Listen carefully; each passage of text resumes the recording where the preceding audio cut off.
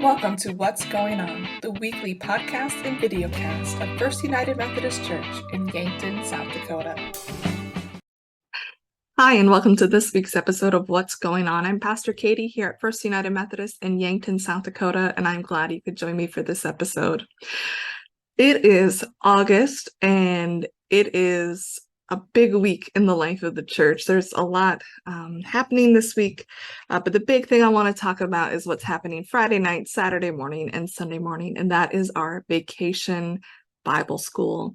We moved our Vacation Bible School to kind of kick off the school year because we really wanted kind of to end the summer with a bang, and also just to set up our children and our families to have a good school year, to be filled with God's love and grace as they tackle a new year with new challenges and new opportunities as a student. And so that is happening this weekend, and that is for our school-aged children to be a part of. And we're really excited. This year is kind of a science theme that nothing with Jesus is impossible. And if you came to church this week, you saw they already had some of the stuff set up, and they'll be doing the rest of that this week in preparation for Friday night to come and be a part of that. We would love to have as many kids as possible come. We're going to have some meals and some snacks and singing and activities and games and Bible lessons and all of the fun things.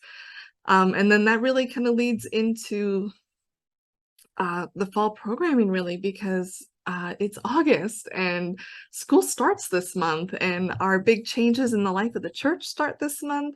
And so, yeah, all summer we've been talking about change. We just finished our sermon series called Let Go, Leading into God's Future Without Fear, or Into the Future Without Fear. And we finished that off with a bridge walk on Sunday morning. We had one service at 9 o'clock, and then we invited everyone to come and walk the Meridian Bridge as a way to sort of make that commitment to say, I'm going to leave behind what has been, and I'm going to lean into the future, into what God is calling me to be, what God is asking us to do. And I'm going to make that commitment. I'm going to go, I'm going to do it. And we had over 40 people go and be a part of that and do that walk and do that journey. We even had the church van available for people on the other side if they wanted to ride back, and nobody took it. Everyone did the full walk back and forth. And it was really fun. It was a great time of fellowship. People got to chat with one another. We've got a picture up on our Facebook page, so you should check that out. But it was just a really fun culmination for our summer series, which I have to say is the longest series that I've ever preached. 9 weeks that we spent on that story, but I think we could have spent another 9 weeks. There's just so much there, and so fitting for our church, and for so many of you have shared with me how the story of Moses being called and the Israelites coming out of Egypt, and all of the change that they had to go through and live through, in the transition from being an enslaved people to being God's people, that really fit your life right now, that really made a difference and was powerful and helpful. Because what's amazing to me is how the stories in the Old Testament, they're thousands of years old, but they are so relevant and so applicable, because people are people, and we've been people are this whole time, and the same things that the Israelites struggled with thousands of years ago are the same types of things that we struggle with today. And so much of that is dealing with how to navigate change, how to grieve loss, how to face your fears, how to be strong and courageous, how to listen for God's voice and put your trust in God when there are other things that are kind of wanting your attention, wanting your time, wanting your loyalty. And so, yeah, it was a really fruitful series, and it was really fun. So I do a Tuesday lunch study, and we've been reading through the Old Testament. So we kind of were reading through the story of Moses and through all of that at the same time, but reading through all of it. And it was really fun how those overlapped for the summer. And It's going to be different not to preach on that because that's been what the world we've been in for a while, but I'm also excited for what is coming up. We've got a couple of weeks where this week I'll be preaching on the theme verse for Vacation Bible School and kind of tying that in because our kids are going to be sharing at the 9 o'clock service on Sunday. But I'll be preaching on the same verse that they learned for Vacation Bible School, and so we'll kind of dig into that together. And then we have one more week of kind of lectionary preaching. That next week is the 21st will be the final Sunday where we have 2 services. That'll be our back to school blessing Sunday because again, the 22nd school starts. And I know for many families, if your kids are in extracurriculars, they've been started already. I've been seeing the tennis players out. I've been seeing the marching band out. I know the soccer players had their big scrimmage already. And so like things are in motion, in swing. It's happening. I took one of my kids for their checkup, and the clinic is full of kids getting all of their back to school stuff ready to go. The stores are all back to school, and parents are there with their lists of all the things they have to get their kids, which if you haven't done it, you should do your back to school shopping. And then when you do that, pick up a few extras. And I'll give you a little tip on what I did, which you don't have to do it, but I ordered a lot of my stuff online and I ordered extras. And so I'd order like a big package of glue, and then I have glue for what my kids need. And then I decided that anything that was extra in that package would go to the VBS missions, because our mission project for VBS this year is the Contact Center's backpack program. And so you can bring backpacks, you can bring school supplies, and you're going to donate them in buckets that are in their setup out in kind of the entryway when you walk in that main area. And each bucket's going to have a picture of someone, a leader in the church in VBS, and then whose ever bucket that you decide you want to squirt them with water, you put your stuff in that bucket, and whoever has the most points is going to get doused in water during VBS. I've been telling everybody lately, and I'm still planning to do it. I'm going to be very strategic about it. My goal is to get Craig doused with water because I love Craig. Now I know that he's got some plans up his sleeve as well, so I might need your help. So when you see a bucket with Craig's picture on it, you go ahead and put your stuff in that one, or maybe you want to put it in Tiffany's because she's awesome, and you want to show her that you love her in that way. Hey, and if you want to put it in my bucket, you go right ahead. It just means that I have to go buy some more supplies so that I don't get doused in water, and I'm willing to do that. And I'm willing to do that because, one, it's a great cause that it's going to, and I want to make sure that every kid before they go to school this year has everything that they need, all the tools they need to have a successful school year.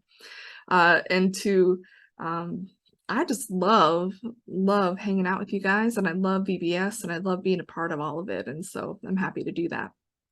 Speaking of opportunities to bless kids as they head back to school, this year will be the first year since I've been here that our Kids Hope program is going to be up and running again.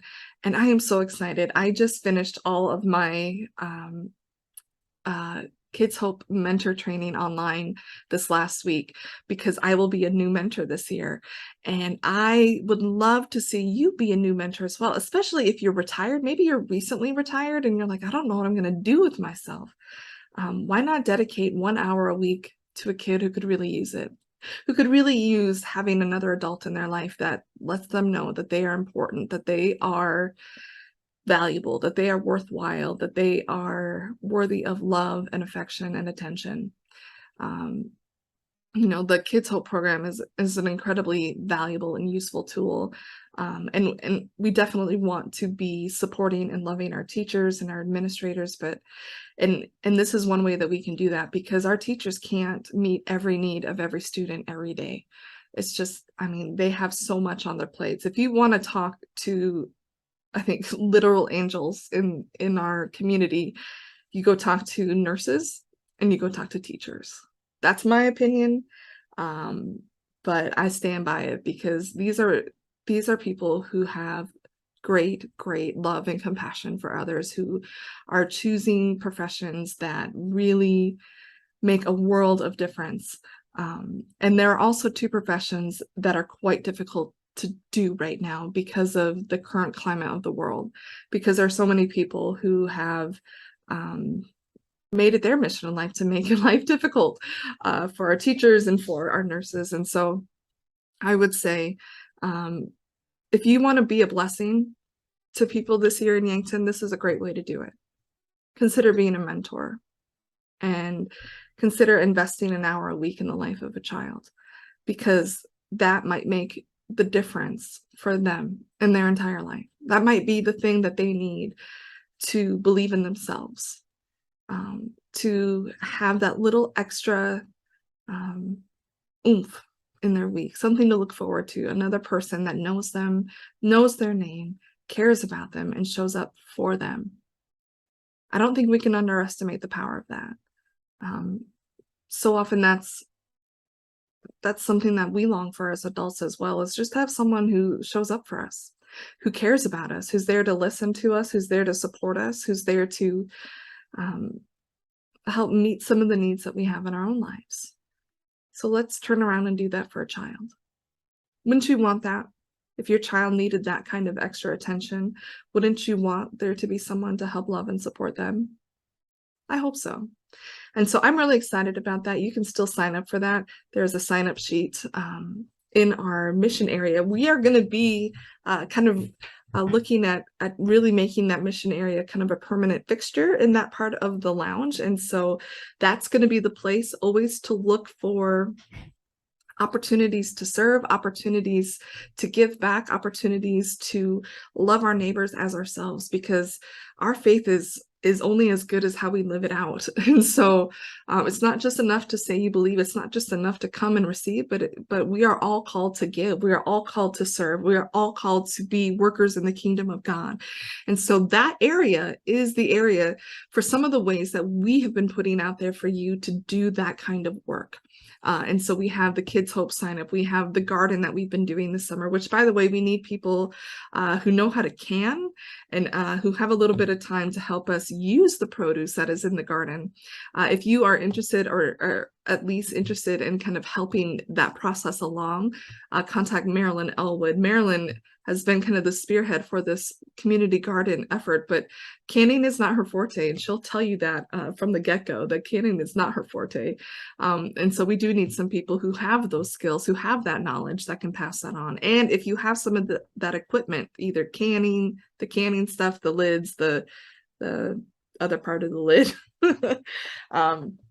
and you're willing to maybe donate some of that to the church, let us know, because it's getting time to reap the harvest. What is it? The harvest is plenty, but the workers are few. I think that's in the Bible, isn't it? Let's make sure that we have workers that are willing to do that. So if you have those skills, I'm asking you to come and be a part of that. If you know of someone who has those skills, let us know, because we don't want this stuff to go to waste. I feel like that would be dishonoring, make us not good stewards of the garden plots that we have. So that, the garden, other things that are happening, Loads of Love is going to continue to happen. So if you have not been a part of that, or if you are like, I just don't know what I can do to help serve, Loads of Love Ministry is a great starting point. It's a great opportunity to give an hour and a half where you go and sit and you just bless people by paying for their laundry. I mean, it's not hard work to do. There's always going to be someone else there to do it with you. And it's a pretty established thing. I mean, every Tuesday, there is someone there to pay for laundry from one of the 3 churches that are involved in this. And so a lot of the people know, and there's kind of people that have come to count on that. And then there's new people each time that are kind of taken by surprise at this ministry. And so consider doing that. You know, if you are someone who's just sitting each and every week in the pews, or maybe even less than that, and you're trying to figure out, you know, Katie talks about that this life should be transforming, but you're not living it out, you're not giving back in some way, you're not kind of paying forward the blessing that you have received, that might be the missing piece for you. And so I want you to consider, what is one way that you can get involved in the ministry, in the mission of our church this year. I would like to see every person involved in some way. So maybe you're involved in helping us with the canning. Maybe you're involved in signing up to be a mentor for Kids Hope. Maybe you're involved by helping to do Loads of Love some Tuesday in this coming year. Maybe you get involved in our Wednesday night programming, because that's another area that we are in need of people to help make it happen. I think sometimes people think that because we have staff at the church, staff are just going to be able to do everything. I'm going to tell you right now, we do not have enough staff to make that possible. And the reason we do not is because we have you. The way that we are meant to work is all of us coming together to do the work. We have staff that help make that possible and do the organization and do the prep and do the planning, but it takes every single one of us to make our mission and ministry possible. And it takes all of us to ask questions beyond how does this affect me, and moving toward what can I do to be a part of this? What can I do to be a part of what God is doing here? There's a famous speech by President John F. Kennedy. And I'm going to say it's one of the only presidential speeches that I know much about. But I really loved what he said. He said, ask not what your country can do for you, ask what you can do for your country. And it's the same at the church. Ask not how the church is going to serve you, how the church is going to feed you, how the church is going to meet your needs, and ask, what can we be doing to meet the needs of others, and especially those who are not yet here, especially for those whose lives are stressful and whose lives are messy, and who, for whatever reason, maybe were hurt by the church. How can we be the hands and feet of Jesus? How can we meet people where they are? And how can we show them God's love? Because the last thing they really need right now is more judgment in the world, because there's a lot of judgment in the world. There's a lot of angry voices. There's a lot of people that are just out to win it, out to be in arguments, out to have their own way. And that's not the way of Jesus. The way of Jesus is to meet people where they are, to meet them in their need, to show them compassion and grace. And out of that, they come to know their worth, and they come to know that God loves them, and that Jesus died for them and made all of this possible. People need to know that they have worth, that they have value, that they are seen, that they are heard, that they are understood. It is then that they begin to grow and bloom and blossom and become the people that they were meant to be. I'm going to invite you to be a part of that mission and that ministry that we do together. First of all, just meeting people in their need. Not having them try to prove themselves to us, not having them try to assent to a certain that you need to believe these things or do these things or be these things, but just because you are human, we love you and you are welcome here. That's what I believe. I want people to know how much God loves them. I want you to know that. This past week, I got to, for the first time, lead worship at the Human Services Center. And the only thing I want going to say about it is my goal going in there was to speak to them and to say, you are loved. You are beloved by God. You are forgiven. You are redeemed. You are beloved. And I did. And I can't wait to go back in a month and do it again, because it was a wonderful service.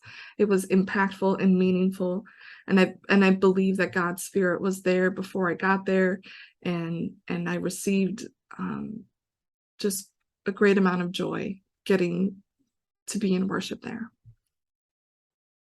I pray that each and every day that you would experience God's grace, that you would know God's presence in your life, that you would see God working and moving, and you would pattern your life in such a way that people would see God in you. There's a Newsboys song when I was growing up that was really popular, and it was Shine, make 'em wonder what you got, make 'em wish that they were not on the outside looking bold. Shine, let it shine before all men, Let them see good works and then let them glorify the Lord. Come be a part of what we're doing here in this church, to meet people where they are, to share with them God's love and grace, so that they wonder what it is that we have, and they want to be a part of it. And then we're going to let them be a part of it. I'm excited for what God has got in store for us. I know change is hard. I know for some of you, the upcoming changes in the worship schedule is not what you wanted. It doesn't work the best for you. And I'm really sorry about that. I am. But at the end of the day, we have to do what we need to do to reach people and to meet people where they are. And I hope that you can join us in that. I hope that you are willing to make some changes and adjust your schedule and make it possible for these things to happen, so that as many people as possible can participate in the worship of our church, in the mission of our church, in the discipling in our church. And I want you to be a part of it too. It's okay to grieve, but don't get stuck in your grief. And if you at any point would like to visit more about where we're headed as a church, about what we're doing or why we're doing it, or if you have ideas for things coming up that you would like to be a part of or that you would like to lead, let me know. It is always my joy to be able to bless new things that are coming down the line, to be able to support people in what God is asking them to do. And if that's you, then I can't wait. I can't wait to hear what God has laid on your heart. I can't believe it's August already. It is crazy, but it's good. It's good. Things are coming. It's hard sometimes to be in that space of already, but not yet. We've known that change is coming, and then we've just been waiting for it, and it can feel anxiety producing. And so I'm excited because this month it's happening. It's coming. It's going to be here before we know it. And I hope that you find new life, renewed life in the process. But remember, the Christian life isn't just about worship once a week. It's about how do we shape our lives around what we believe? How do we shape our lives in such a way that Christ is not only in us, but working through us? How do we take what we have been given through the act of worship out into the world, out into our jobs, out into our communities, and be a force of good and change? That's the challenge. There's a lot of ways that we are going to try to help you, but we put them out there. It's for you to make that choice. It's for you to take that step of faith. It's for you to say, even though that sounds uncomfortable because I've never done that before, I'm going to try it. I'll try serving a meal.